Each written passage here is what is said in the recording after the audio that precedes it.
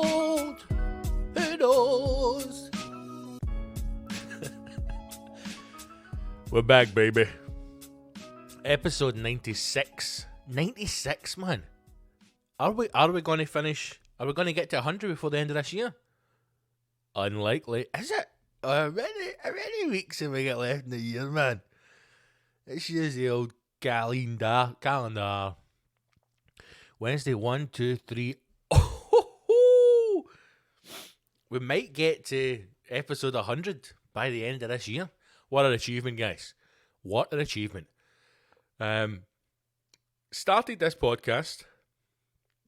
I think, like most things in our recent period of life, I feel as if, full disclosure, I was listening to an old Joe Rogan podcast yesterday, which I do from time to time,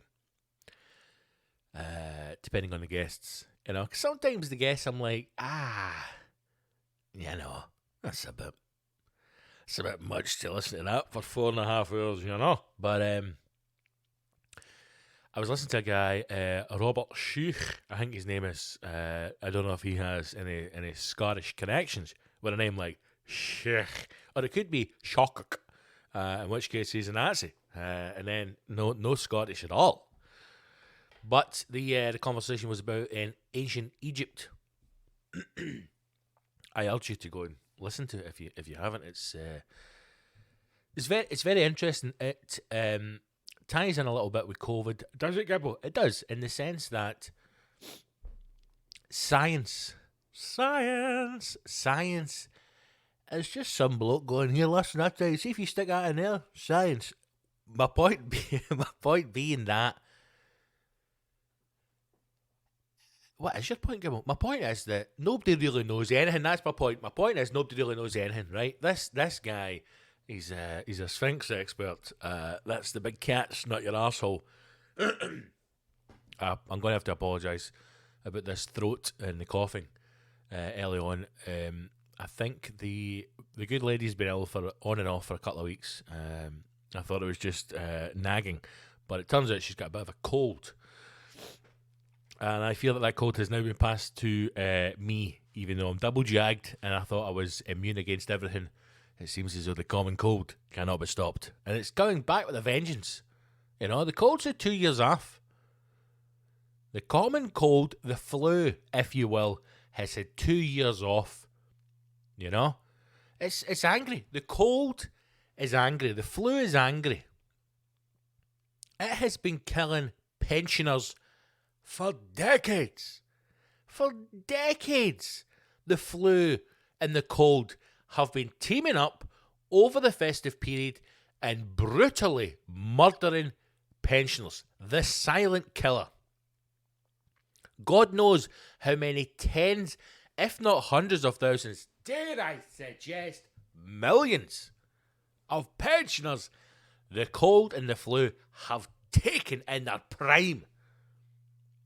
Chopped them down. A ripe, spry 86-year-old, kabam, gets the flu and they're dead. Removed from the loving embrace of their families over the years. How many? We've had adverts on the television, you know. This is how much the British society is, how fucked it is. We've got to put adverts on the television. The only way that they can get a message across. Can it come from government? It cannot come from a local authority. God forbid it was printed in a paper by an actual journalist, because they don't exist anymore. It's got to be put on the fucking dumb box in the corner. And the advert can't even be as simple as, listen, it's fucking Baltic out there, innit? Well, see if you're an old cunt and you're living on a diet of white bread and fucking jammy Dodgers.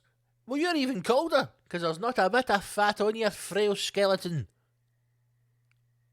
So this Christmas, why not go and visit one of the old cunts in your family? Who knows? You might even get written into the will, and then the next advert is for like a lawyer's office that does power of attorney. You know, in case they're going a wee bit senile. Fucking get their money before they lose the money, right? Then after that, it's the co-op funeral directors. Bury the bastard for $2,000 a month. That's the power of advertising. But can it be as simple as that? We've got to do things like TV adverts where it goes, listen, have you ever looked out your window because you're a right nosy fucking cow and you see that old Mrs. McGregor at number 14 has got 3 milk bottles sitting out there and you think, what the fuck's that cow up to? She's trained to be a barista? I don't think so. She's dead! She's dead! She's died. Do you know who's the most heartless bastard in that whole story? The fucking milkman. That's right. He doesn't give a fuck if she's dead. He'll keep bringing the milk. She can have 42 bottles of milk on that fucking doorstep. That bastard doesn't care. If the cow gets milked, I'm bringing the fucking milk. Family in turmoil, you know? They've got to fly over from Canada. They said they tried to bring her over to Toronto years ago. She wasn't having it, you know? I was born in Castlemilk, I'll die in Castlemilk, son. Desperate to get his mother over there to see her grandchildren on a daily basis, look after, give her a better standard of living in fucking Canada than she can get here in Scotland. And the only way they finally realise that there's a fucking rotten corpse behind that door is because her entire front path is covered in milk bottles.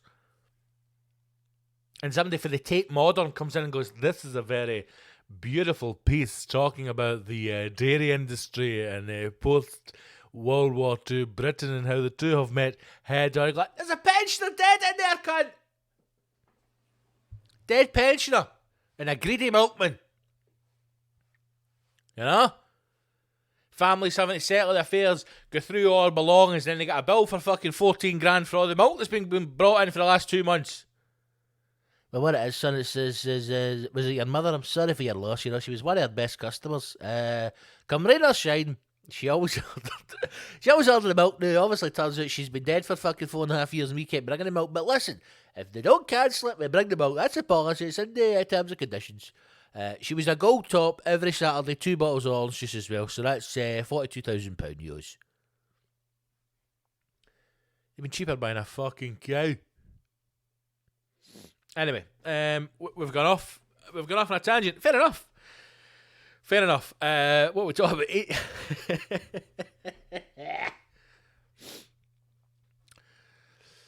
How do you start talking about ancient Egypt and then go off to a pensioner who's died as her milk subscription piles up in the front porch? I do not know. But hey, this is why you listen to this podcast, you know? And if you are listening now, make sure you like and subscribe, as the kids say. Make sure you subscribe to the podcast, however, whatever platform you use it on. Spotify, Apple Podcasts, Acast, Stitcher, that kind of thing. I mean, let's be honest, if you're not listening to this on Apple Podcasts or Spotify, I mean, what are you listening to on? You fucking weirdo. So get on Apple Podcasts, hit subscribe. Even, listen, see if you've got an iPhone and you listen to it on Spotify, that's fair enough. But just get on Apple Podcasts and just hit subscribe and leave a 5-star review. Just leave a 5-star review. Just put 5 stars and just put fucking brilliant. That's it. If you can't think of anything to say, just put fucking brilliant. But if you really are a fan and you enjoy it, just take some time, man. But just make sure it's 5 stars. That's it. And see if you're sitting going, I'm going to leave the big man a review, but I only think it's a 4-star. Stick up your arse. Keep your reviews. They're fucking no good to know, man. This is the world we live in, right? Everybody gets a game. No man left behind. What's that? All this fucking bollocks. You can be whatever you want to be, John. Nonsense. But that's the world we live in. In that world, Apple only recognises 5-star reviews. So get the 5 stars. Now, if you listen to it on Spotify, then help the big man out. Go to Spotify, subscribe to the show, and fucking leave a review. Can you leave a review on Spotify? I'm looking around this empty studio. I don't know. I'm looking at my exercise bike. Can you leave a 5-star review on Spotify? He doesn't know. Doesn't know because he's an exercise bike. Can I talk? And if he did talk, there would have been problems. You know, it's bad enough we sit here talking to ourselves for an hour at a time. 3 times a week. 3 times a week, man. Podcasting 3 times a week is it's a lot of podcasts. It's a lot of words.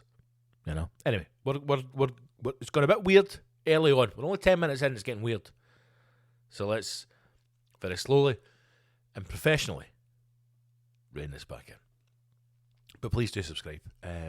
Thank you also to all of you who had sent me the wee screenshots for the Spotify thing. Some kind of Unwrapped, I think it's called. And to those of you who listen to the podcast or who the podcast was on your top list, thank you very much indeed. Legends, everyone. It's lovely. It's nice. So ancient Egypt, right?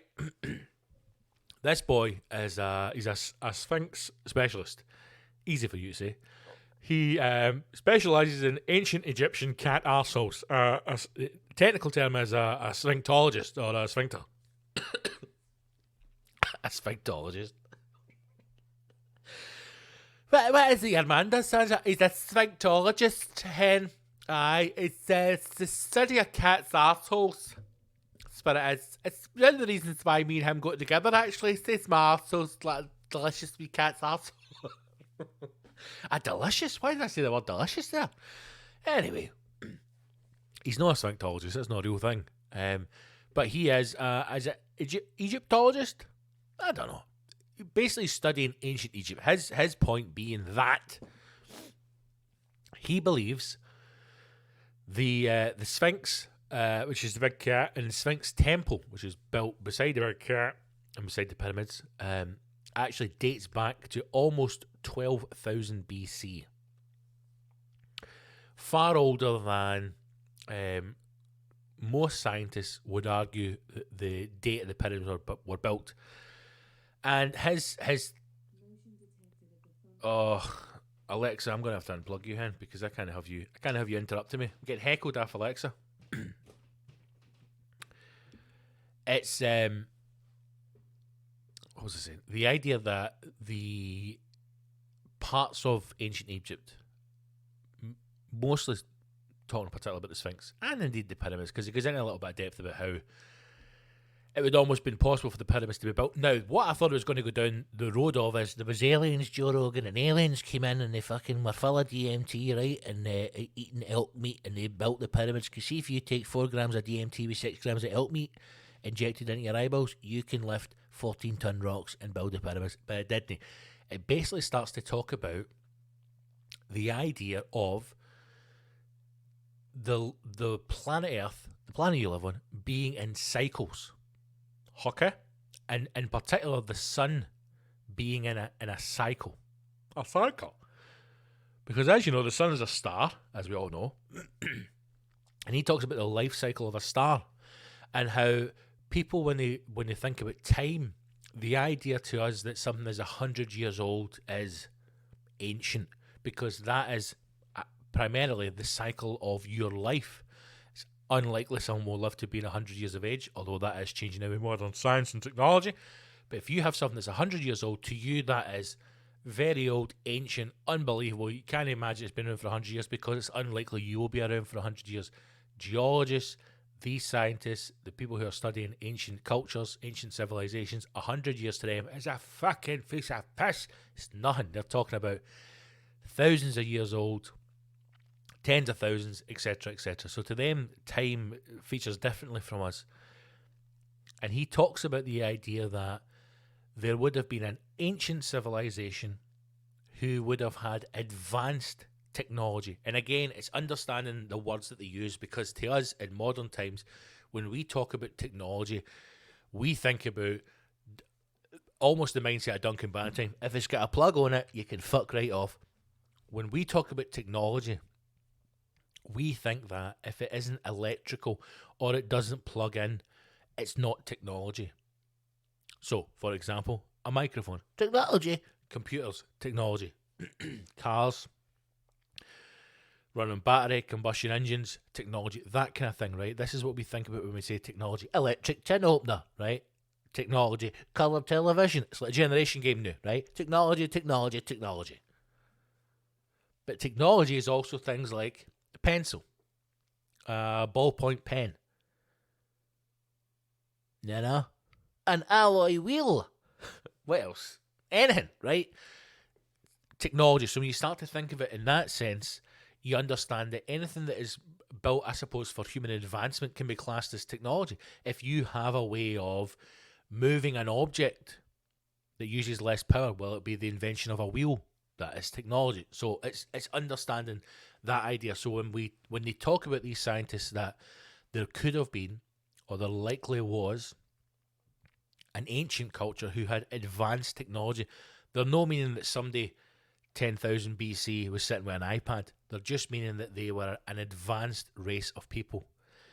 And that is their thinking. They take that from the way in which the Sphinx has been built, the way in which it's been manipulated. They also look at, and I don't know the full terminology for it, but they also look at weather patterns and how the rocks themselves and the buildings have been affected over the years. And they talk about this cosmic cycle, being that the sun has gone through a state where it has, I don't want to say it died and been born, but it's gone through a traumatic state in its cycle as a star. This is the sun they're talking about. And he was talking about plasma explosions and things that have happened to the sun, and they look at erosion on the rock, and there was some logic from, or some theories from certain scientists or people within the scientific community that felt that the erosion on the rocks and the pyramids and the statue of the Sphinx itself has been from flooding, because obviously there is hard evidence to suggest at that time, or at a certain time in history, where the pyramids are built within Egypt, in the eastern point of the Sahara, there would have been flooding. There would have been points where that would have been, lush wetlands or vegetation or animals, whereas now it's a desert. But back in the day, it would have been flourishing. And their scientific research shows that the way in which water would erode rock based on flooding is completely different from how the erosion is taking place here, which would imply it would be rainfall, heavy rainfall over a period of time. And their logic being that these mass explosions of the sun, these plasma explosions, would have sent, biblical, and it's odd that we use the word biblical, but biblical thunderstorms down to earth. Like thunderstorms you can't even imagine. So powerful, so strong that when they had impacted with the ground, it would have destroyed any vegetation. If there had been water, if there had been like a river or a small lake, as soon as these lightning bolts hit, it would have evaporated the water. And that evaporation causes two things: instant destruction to the land, but the vapor then rises and it causes horrendous rain. Like, again, interesting to use the word biblical, but biblical rain. And this could have gone on for hundreds of years, because again, their timelines that they're working on are different than ours. And when they got on to, so he's got into all this depth about how these things could have happened, how the civilizations could have been wiped out, how the cycle of the sun has changed over the years, and also interesting that how we are at the period where we are at just now, where we're dealing with crazy storms, extreme weather patterns, and how the sun is affecting that. And not, even the guy said himself, not that he is like he's not like a scaremonger, and he's not saying, listen, it's going to happen again, the sun's going to kill us. But it's interesting to consider that humanity at this point has the idea that it is the most advanced, the most perfect version of itself, and nothing really can stop us. And even if there is, extreme weather, like we're seeing recently, or there's going to be continued extreme weather, we will find a way to stop it. Whereas their understanding, and to a certain extent some of their evidence, shows that there was, civilizations before who probably thought the same thing. Now, Joe Rogan at this point, and it's a good episode because Joe Rogan doesn't speak for an hour. He jumps in and asks the guy, why are so many people trying to discredit your findings? And the answer is simple. It is the church. That's it. And when you actually start to think about the power that the church holds in modern society, maybe particularly not now, although it'll be a different power because it'll be more of a financial power. But go back 100 years and think of the power of the church. Go back 50 years and think of the power of the church. Think what the church has been through. if you were able to prove that an ancient advanced civilization not only existed before the death of Christ, but existed 12,000 years before that. A highly intelligent, highly skillful, resourceful, advanced culture and civilization existed thousands of years before the birth and death of Christ. How would that impact on the church? Vastly, and again, going back to that idea that they want you to believe that this is the best version of ourselves. They want us to believe that since Christ, or Jesus, I'm not a religious person, I don't know that much about it. I know there was a guy called Jesus, right? And he was jumping about, doing magic tricks and all that. This is before Britain's Got Talent, and then some cunts like, here you, wallop, did, right? And I mean, I've heard the Conley stuff. But since that point to now, there's always been an advancement. You know, we've effectively came from living in stone houses in the desert to where we are now, sitting podcasting with fucking Mac computers that don't work properly and iPads, right? So there's always been a progression in mankind. How would the church feel if you're like, listen, see, before all this fucking nonsense, there was cunts back then, man, building pyramids, mate. I mean, it's... I'm not doing it justice because the guy uses some pretty big words in it, but it's a very, very interesting podcast episode, and you should listen to it. What number is it? I've not even got it. I can't. I'll try and find it, and I'll stick it up if I can. I'll post it up what number it is. But it just makes you think. And it's a dangerous thing, man, because it really does make you think about mortality and make you think about, you know, starts to question what's out there. What's out there, mate? What's out there? What is it? Here? What's out there? Starts to question stuff like that, to think. I certainly have never thought that there is a possibility that our time on this planet could end. I've never thought that. Even stuff like, you know, COVID and different viruses that have happened over the year, like Ebola. I mean, when that first happened, I did think to myself, fucking hell, this is pretty full on, man. Even though you get billionaires fucking going into space and we're going to Mars and we're pushing further afield and we're talking about that the planet's dying and, you know, COP26 and climate change and what we need to do. Even with all the fear and the scaremongering that goes on, and I know that a very big part of that is in the media, and I also am fully aware that a lot of that is because they want you to spend more money because Christmas is coming. I get that. But I've genuinely never once thought or allowed myself to believe that there is actually a chance the planet is dying, or there is actually a chance that our time is up. I've never ever really thought that until I listened to this guy. Until I listened to this guy. Now, I don't think it's within my lifetime, but there is a possibility, as everything moves in cycles, that, you know, there is a chance that the sun just goes, listen, fucking no chance, and just wipes his... I don't know. You're listening to the Scott Gibson podcast. Find Lord God Jesus Christ. I don't know what I'm saying. I'm just saying it was a very interesting episode. And it talks about cave paintings and all that, and plasma explosions in the sky and how it looks like Stickman. You know, I don't know, but it does looks like Stickman, and people would have thought, fucking hell, it's God's in the sky, and all the wee cave paintings. You know. I also heard a thing as well about certain cave paintings that they found in I think Argentina, it might have been Egypt as well. They couldn't understand the hieroglyphics. So they had people in to translate them, and they just couldn't understand this certain section of it. And it wasn't until someone was in doing research later on, and they had like a local guide in who had made a fire in the cave, because obviously they didn't want to have any of the gas lamps or put any kind of permanent fixtures for lighting. So they just had a small fire burning, and it's like a local guide or a young boy earning £1. Yeah, you'll give you £1 an hour if you keep that fire going. Mad Yankees coming down to look at the caves, mate. Just keep the fire going. So the young boys started the fire.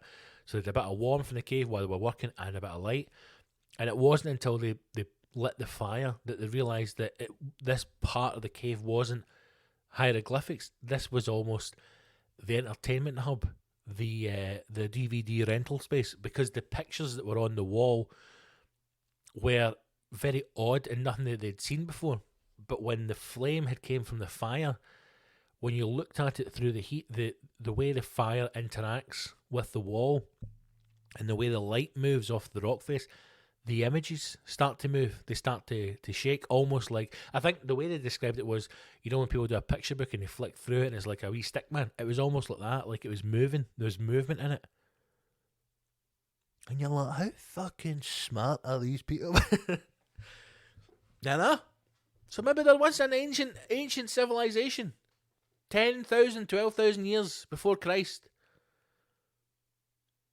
Because then I started to think about things like, I'm not a religious person at all, right? I don't believe in God at all.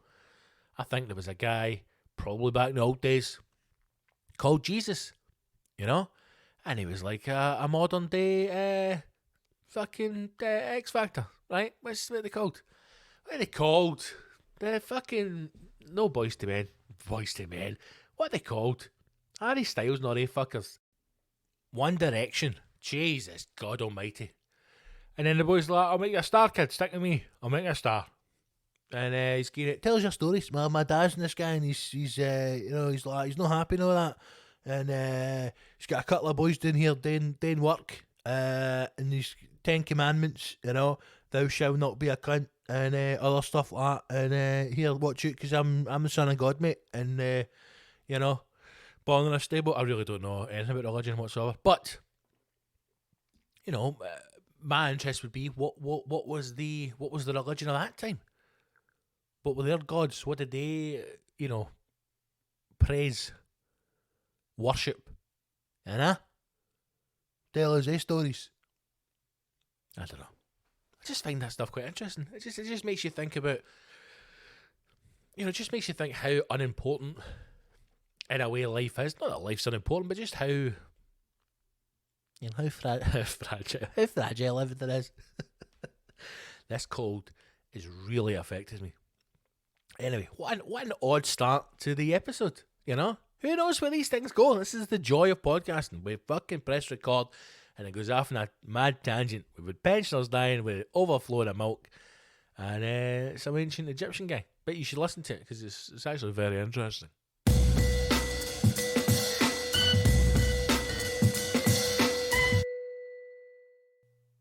Right, we've got some questions actually that we that I didn't get to on the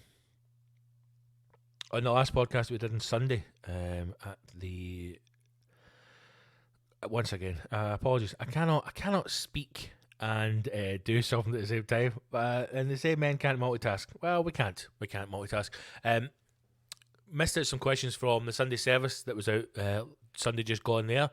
If you're not on the Patreon, if you're not a rascal, consider subscribing. It's the best way to support the show, support the podcast, and the only way to get all the content. Podcast episode come out every single week, Wednesday or Thursday, depending on how busy I've been. But they come out free every week, so shut your fucking face. And you get an extra podcast, a full extra hour every single week, only for rascals on the Patreon. So if you want to get access to all the content, including comedy albums, there's some specials on there, videos, loads of extra stuff, then subscribe to the Patreon. Go to patreon.com/Big Scott Gibson, or go to my website, bigscottgibson.com, and follow the links. And you can sign up for as little as £4 a month, £1 a week. It's pennies, man. £1 a week, 50p an episode. It's nothing. Do you know what I mean? What other joy can you get for £1? 2 hours of joy a week for £1? Nowhere. It's a bargain. So patreon.com/Big Scott Gibson. Support the show and unlock the content. Do it, man. Just do it. Right, questions. Joey Boy Customs, these are from Instagram. Joey Boy said, thoughts on the Insulate Britain morons? Would love to hear patter on this one. I find them utterly hilarious. Hilarious. The Insulate Britain. I also noticed that have you seen the woman who tried to run one of them over right now? I would never condone violence of any kind, unless it's hilarious violence. But the woman's in a Range Rover, lovely car, and she's trying to get her child to school. And the best thing about it is she's screaming at them, fucking move it away. Now, she's an attractive woman, which I think has gone in her favour in this case, because she's effectively had minor celebrity from it. From what I can understand from the article that I read, her social media has blown up, very much like her backside. But she comes in her Range Rover. It's two old women, man. The saddest thing about the Insulate Britain people is they all seem to be pensioners or like Sunday church coffee service people. Do you mean coffee morning people? Coffee service? Coffee morning people. They're all very clean, very cold looking people. You know, that kind of old Tory. It doesn't matter where you live. Scotland's an amazing country in that it allows you access to every single type of person in society. So no matter what town you live in, what city you live in, you will have a shithole bit full of junkies and scumbags.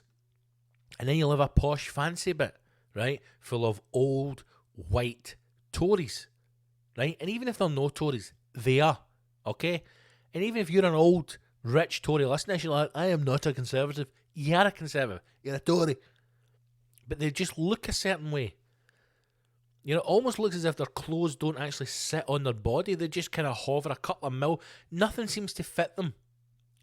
And they're always very just sad looking. Just kind of almost a grey. Not even a beige. Beige would be too much. Just like kind of grey, cold, you know, lonely looking people. Even when they're in groups, they just always look really... That's Insulate Britain. They just look so sad. And I don't get... If I'm honest, I don't actually understand what it is they want. I thought they were trying to build some kind of iron dome over the whole of the island. We've got to insulate the island. Wrap the border in cotton wool. I think it's something to do with your houses. I think they want all your houses to be insulated. I thought they were. No? Am I wrong? Is somebody sitting now in a house that isn't insulated, freezing their fucking tits off? Surely Insulate Britain would have been better forming a like an actual company that fits insulation. No? Again, am I wrong here? Is this like the militant branch of fucking CRS? Velux Windows, militant branch, Insulate Britain. Get onto the fucking M8, super glue your bum cheeks to the fucking motorway, and then if anybody tries to run it over, tell them to fit fucking Velux Windows. Right, boss? What's your granny doing? She want to earn 40 quid? She'd love to, gaffer. Right, tell her to fucking super glue her pavement slappers, do the fucking M74, and tell people to buy Velux Windows. I don't know. You know? I did like some of the videos when they came rushing out of the bushes on like the slip roads and then just super glued themselves. I mean, what? See when the police come in, right? And now again, and I'll say this because it's a comedy podcast, and you know, I'm joking about these things, but I'm deadly serious as well. If Insulate Britain had there been a group of young black men, those protests, as they call them, would have ended very fucking differently. And you can sit and say that I am part of the problem, or that I'm exaggerating it, or that's not the case, or the police aren't inherently racist. I am telling you right now, if that was a group of 20 young black men who came busting out the bushes at a slip road and superglued themselves, stopping traffic moving, that would have ended very differently. I don't think the police would have cared if they'd fucking bolted themselves to the ground. They would have ripped them from that tarmac and flung them in the back of the van. There should be some kind of legalised force that is able to use, and I know that it would just be pushed to the extreme by certain police, but you can't have pensioners super gluing themselves to the fucking motorway. I'd love to have just been in the meeting, right, in the church hall where Insulate Britain decided that this was the right thing to do. We have to stop the traffic. But don't we want to talk about insulating homes? Yes, but the only way to do this is to stop traffic. Don't you see? I don't see, Dorothy. No, you're going to have to take a step by step and explain it to me. Right, we are Insulate Britain. Yep, understand. Okay, I've got the badge. I've got the jacket. I'm Insulate Britain, right? And we want to campaign for every home in Britain to be properly insulated. Right, I'm with you. Okay, insulate. So the way we do that is, yep, here we go. We super glue ourselves to the motorway. Nope, you've lost me. I don't get it. You know, and then they were interviewing one guy, I think he'd been cracked by somebody, right? And he's saying he was a GP. And he'd been a GP for 40 years, and he'd retired, and he was concerned about the way in which the planet was heating up, and blah, blah, blah, blah, blah.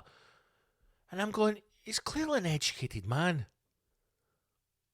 What has happened? That at a time when, you know, he's had a challenging career. He's had he's worked hard all his life. Why would you not be enjoying your retirement? You know, why would you not be out there doing what pensioners do, sitting on a cruise ship? You know? Fucking drinking yourself silly. Instead of super gluing himself to a bit of tarmac and getting cracked off a fucking builder. What's happened to this man? I don't know. I really, honestly, the Insulate Britain people, they've stumped me. I'm trying to even see if they've got a website. I don't think they have a website. I mean, how am I meant to take them serious if they've not got a fucking website? We've got a Wikipedia page. Here we go. Good old wiki. Insulate Britain. A series of protests by the group Insulate Britain involving traffic obstructions began on September 13th. Oh, I mean, if they should have done it on September the 11th, I thought, that fucking mental. Blocked M25. Right.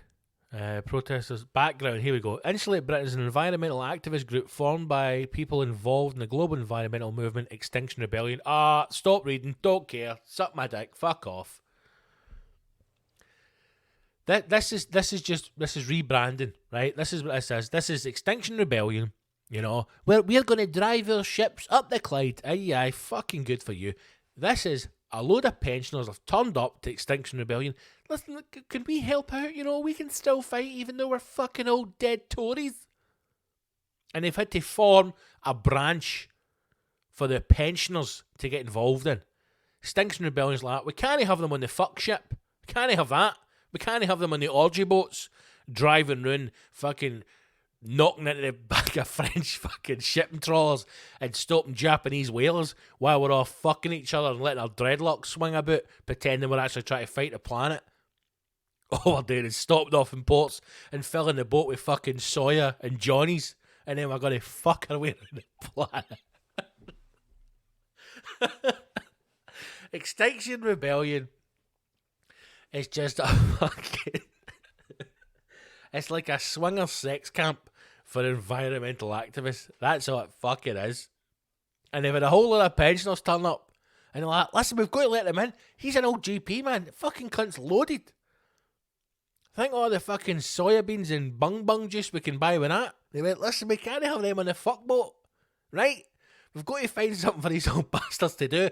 So they've gone, listen, Agnes, Sandra, Margaret, get all the fucking Pritt sticks you can and go and super glue yourself to M25. We're going to call you Insulate Britain. And what is it we're doing? We're fucking stopping climate change. Oh, okay, son. Happy days. Listen, I'd love to come on the boat with you, get the Japanese whalers. Oh, no. You can't come on the boat. No. Nope. No pensioners on the fuck boat. Extinction Rebellion. We should have known. Founded with the aim of demanding insulation across the United Kingdom, the group laid out two specific demands for its September protests. The first is that the British government fund insulation to all social housing by 2025. I thought they already did. Who knows? Does this apply in Scotland? Is that why they've not done it in Scotland? And the second is that by the end of 2021, I mean, it's unlikely, the government must create a plan to fund retrofitting of insulation of all homes in Britain by 2030. Insulate Britain created a parliament petition for the first demand, according to The Guardian. I mean, it's just buzzwords to stop reading. The group's demands are in line with the consensus among climate scientists and policy experts that home insulation, including when retrofitted, is an environmental priority, saves money to occupants, and is beneficial to the economy. So, as we read that part, what that tells us is a whole load of ex-Tory pensioners, they maybe don't have the money they once did, or, like most fucking rich old Tories, they don't want to spend their own money. They want it to be your money, the taxpayers. So, they're all living in converted castles and churches and fucking beautiful grand old Victorian, Elizabethan fucking country homes, townhouses, manors, whatever. And somebody's come in and went, listen, we can insulate this old fucking home and it's going to cost you 640 grand. They've went, how fucking dare you? So they've super glued their nanny to the fucking M25 in the hope that the government will pay for their house to get fucking insulated. So Insulate Britain, suck my fucking banger. The reaction, there's a bit here about the reaction. The reaction obviously has not been great. The reaction is exactly what you would expect. There is not a person among us who doesn't think we have to do things to save climate change. But see if you want to protest, fine, protest. But don't fucking stop people getting to their work. Don't stop the normal person going about their day, because that's when we don't care. I've talked about many things in the past about how people need to engage with the common man and woman in the street. If you were to sit down and say to somebody, listen, can we talk to you for a second? We're Insulate Britain. We're a climate change activist branch of Extinction Rebellion. Or, I know, but listen, we're not in the fuck boat. We're actually out here doing some work. We feel that the government should be campaigning or funding every single home in the UK to be fully insulated, because it will save you money in electricity bills, which are rising, and actually it helps reduce carbon and climate change, because what it means is less energy is escaping. It means you use less energy to heat your home, so it actually benefits everyone. And if you are in an old property that hasn't been insulated, we can retrofit that, so we can go in and make sure everything's up to standards, and that's what we're campaigning against.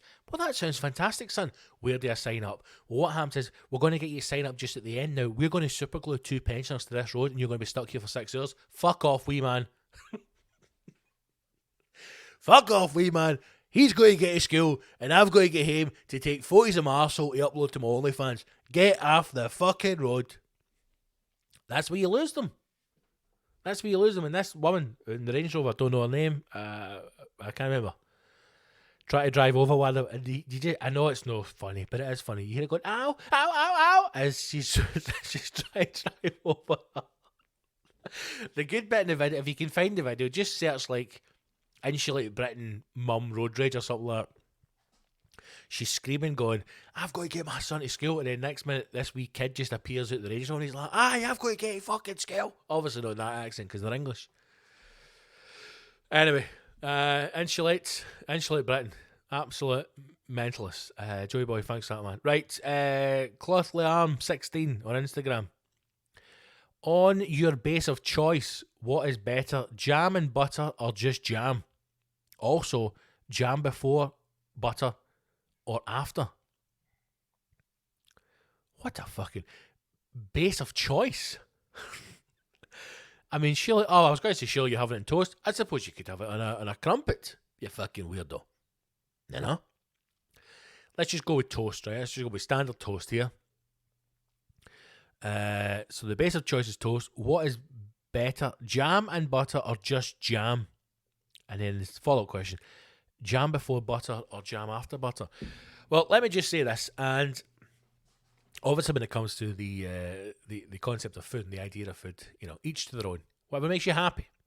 But I will say, I am always a butter man. Always butter. I don't believe in margarine. I don't believe in it. I refuse to admit it exists. Okay? I don't recognise margarine as a real thing. It's plastic. It's not real, right? Butter's real. Comes with a queue, Then the day hangs to it, they read Harry Potter to it and kick it down a flight of stairs and it turns into butter, right? But margarine's made up. It's not real. So never Marge, right? Not even Flora. Stick Flora up your arse. It's not real, right? Just have butter.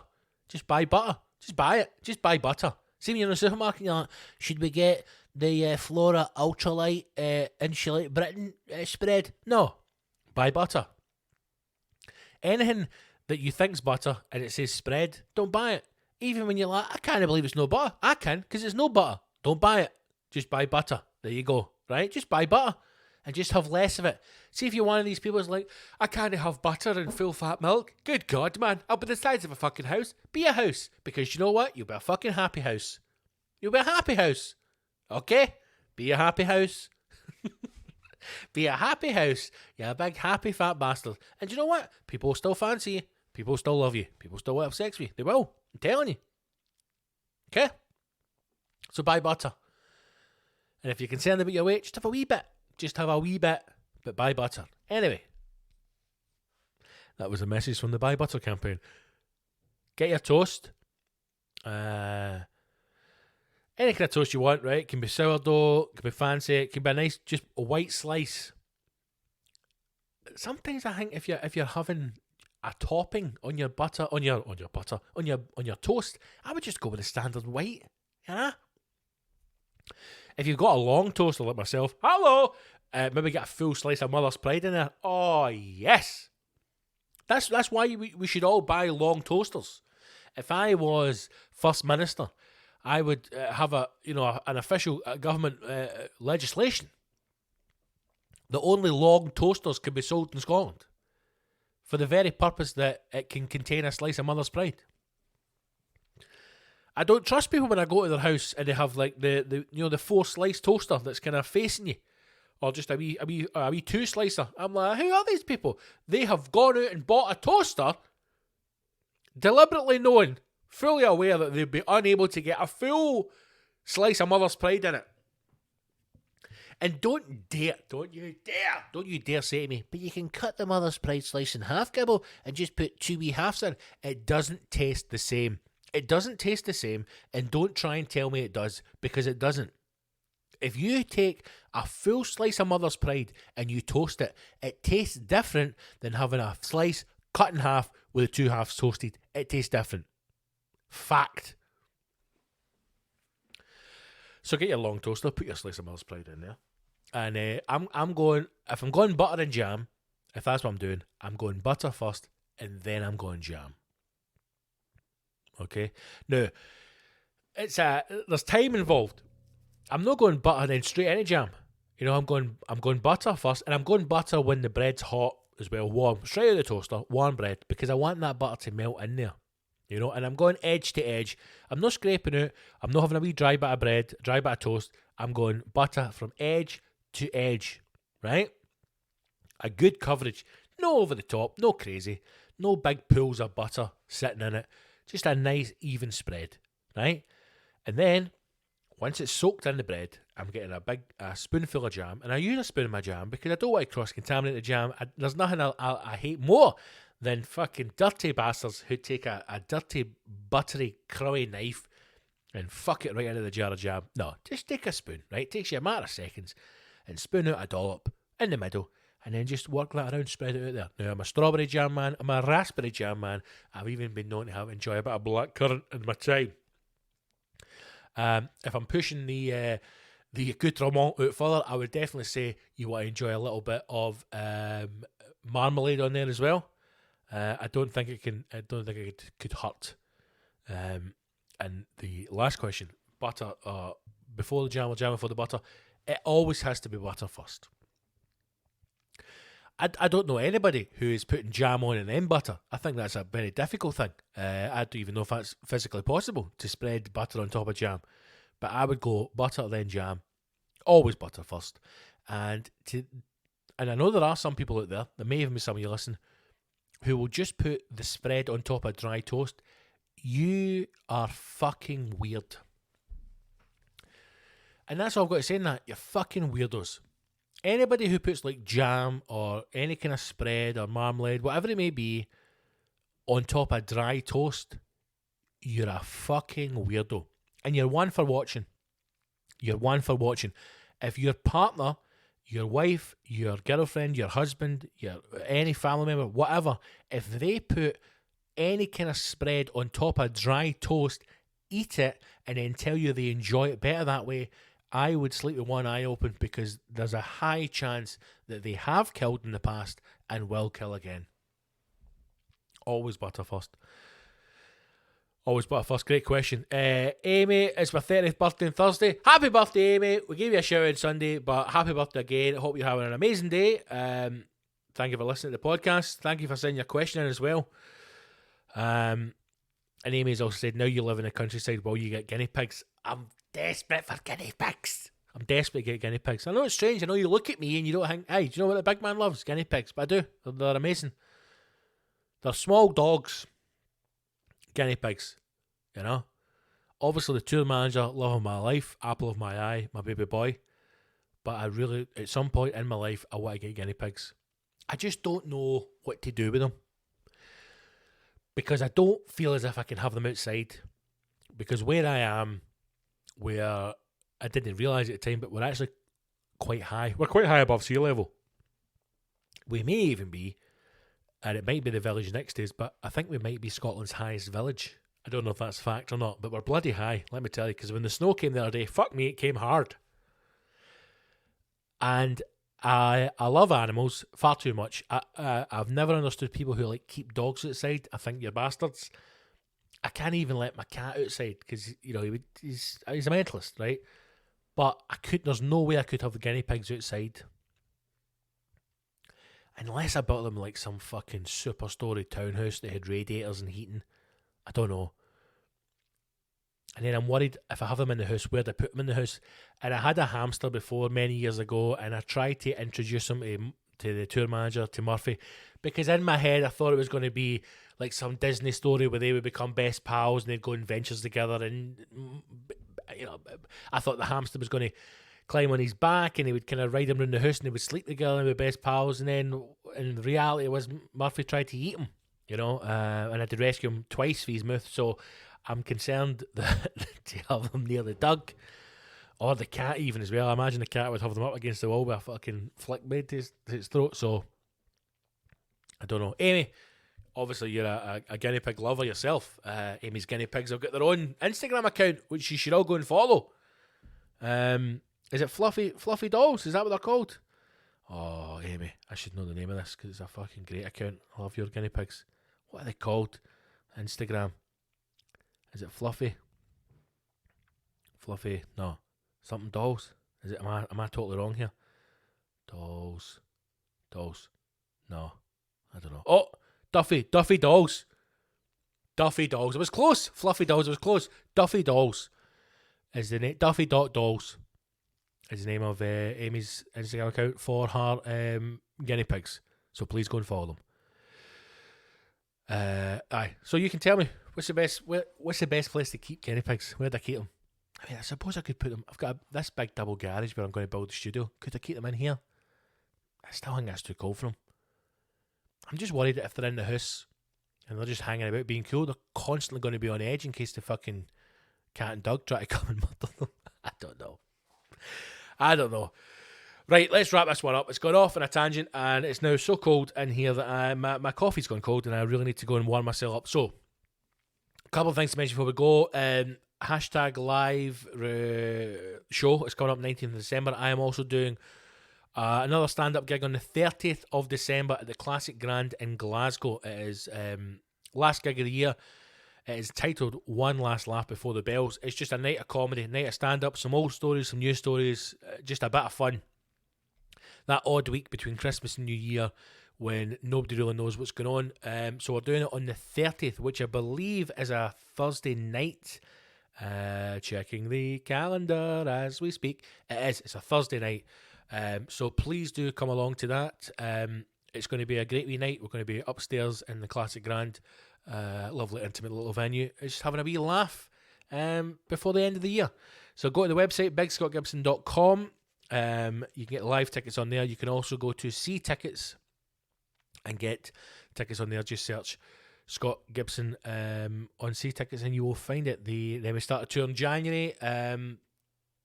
Tickets for that on the website as well. I can't remember the dates, but we'll read that at another time. Like and subscribe to the podcast, share it on your social media, encourage people to listen. Let's try and grow the numbers into 2022. And if you haven't already, please do consider subscribing to the Patreon.